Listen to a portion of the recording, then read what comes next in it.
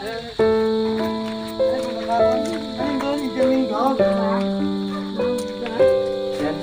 mga idol, nabutan namin si nanay yung kinakain, Indian Mingo.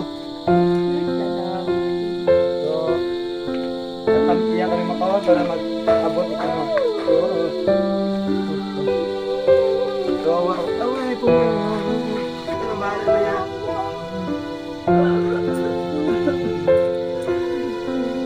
Oo, ito lang bahala ko.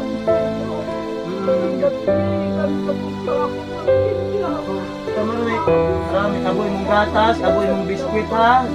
Hindi mo pag para ano alin na sa Makato Public Market ay abo pag gaabot nay para kimo abo pa. Ay